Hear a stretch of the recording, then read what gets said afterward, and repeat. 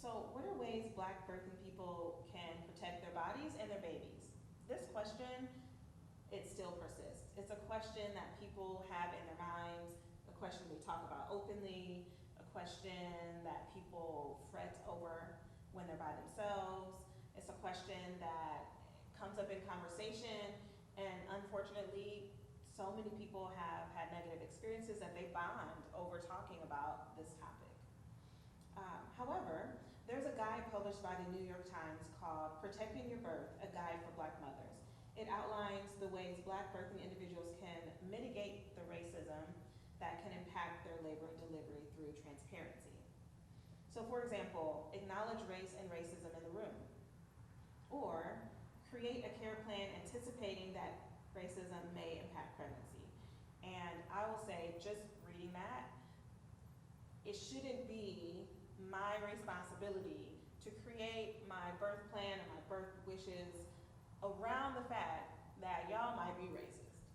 Like, that shouldn't be how I create my plan. I understand what they're saying in this, but I just wanted to say, before I ask the questions to the panel, that we shouldn't have to. The fact that the New York Times is saying that one of the things we can do to protect ourselves is to create basically a racism birth plan. That is disgusting.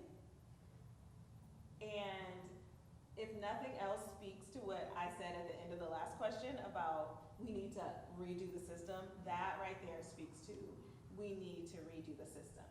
Though I do understand what they were trying to say. We just shouldn't have to. So a question for the panel. Do you think transparency within patient and healthcare providers as it pertains to pre and postnatal care could shift the mortality rate of Black birthing people? Can transparency be the thing that shifts the mortality rate?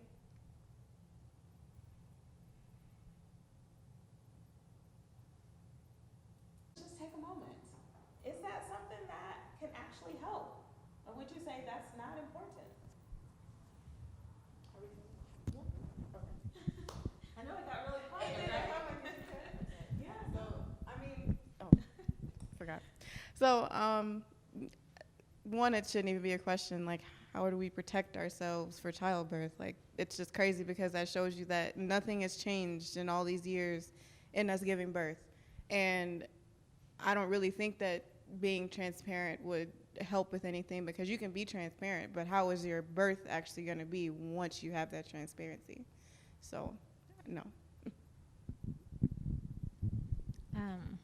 I definitely the question just is really wow. With my first son, I did almost die before I gave birth to him, and if it wasn't for my mother being there and pretty much advocating for me dying on a table and telling these doctors, hey, my daughter is bleeding and she's bleeding a lot and you really need to get in here. And I don't think I would be here today. I think my mother saved my life, and just having to say that is sad because she saved my life, but we couldn't save my son's life. And so being transparent wouldn't have saved me. How much more transparent can I be when I'm being rushed into, the hospital? My body is lifeless. My husband's carrying me and my mother's screaming, help my daughter. How much more did you need before I was thrown into a room where it was just, let's shut the door so we don't have to hear these people talking right now? And my mother screaming and throwing covers off of me for them to be like, oh, wow, she really is. Maybe we should have them sign off on an emergency blood transfusion. How much longer would I have been able to go without that transfusion, And so you can't be any more transparent than that at all. And so just the fact that my life didn't matter to these doctors in this room, and because of that, now I don't have my son, growing up next to me. I have to have his urn on a table and carry his urn in my necklace. And so we can't be any more transparent. I don't. And like you've said, if the system doesn't change, this is going to happen to another mother, and it's going to happen to another, and maybe her life will be taken away. And that's not fair, that we have to be a test dummy almost to see how far, how many more lives is it going to take for the system to just realize it needs to be broken and shattered, because my life wasn't taken seriously, and for that, I don't have my son with me. So is this a The University of Minnesota's Center for Anti-Racism Research for Health Equity is set to receive, or has just recently received, nearly $300,000 in new funding to address racial inequities in healthcare across the state of Minnesota under the new Dignity in Pregnancy and Childbirth Act. So, with Black birthing individuals in Minnesota being 2.3 times more likely to die of pregnancy or childbirth-related causes than their white counterparts. These are a couple of the things from this funding. The bill would require hospitals that provide obstetric care and birth centers to supply continuing education on implicit bias and anti-racism training, annual refresher courses, and the provision of continuing education materials to direct care employees and contractors who routinely care for pregnant and postpartum patients. Also, the Department of Health to improve the availability of doulas and midwives to communities impacted by the most significant disparities. So those are just a few of the things written in this funding. Do you think this initiative could circumvent the preventable complications people experience?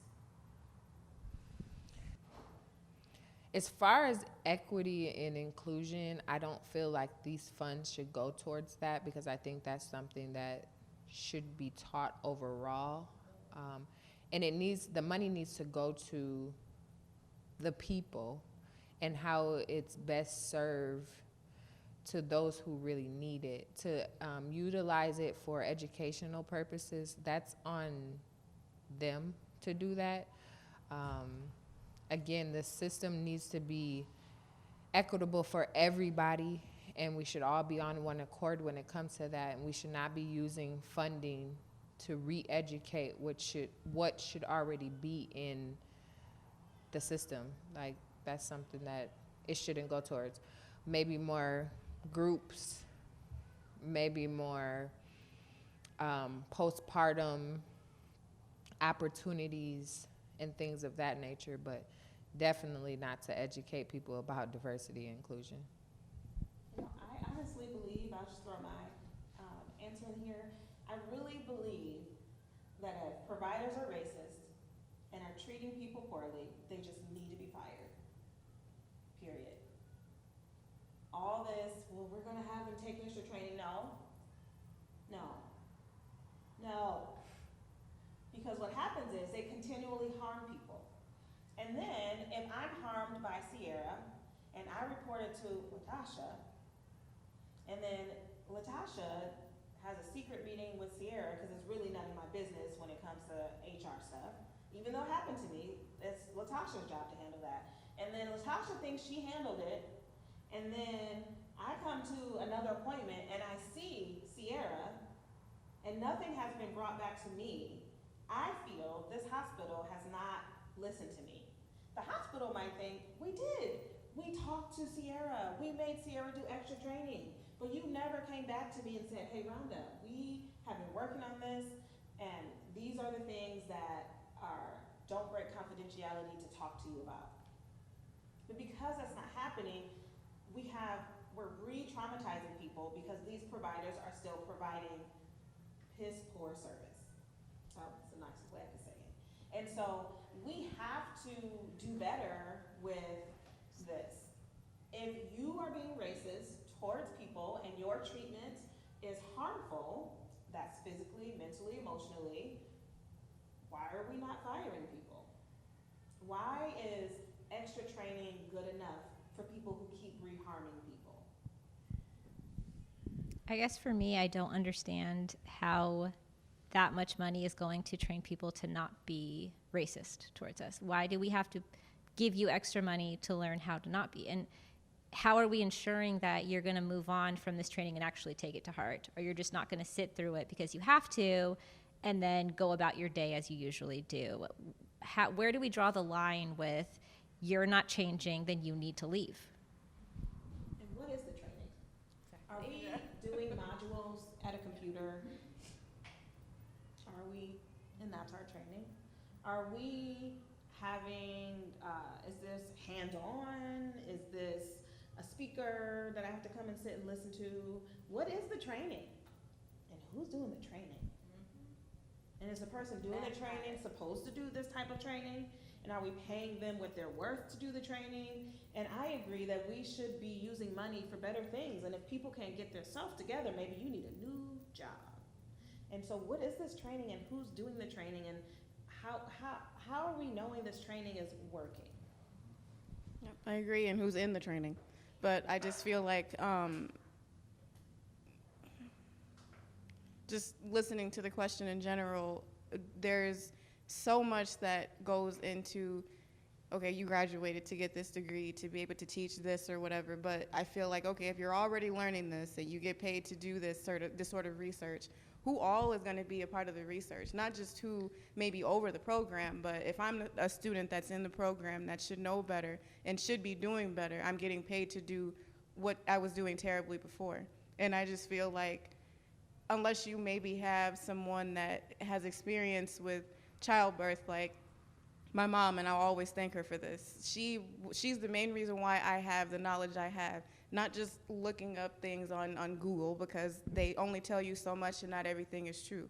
But without her telling me what I do know, it shouldn't have just been my mom. Like, if you were learning this in school, it shouldn't be you're paid through a program as well to be able to do this outside of the program or whatever the case is. I feel like that money should be being used to educate Black women of all ages who have children off of the street with the husband at home because they just don't know.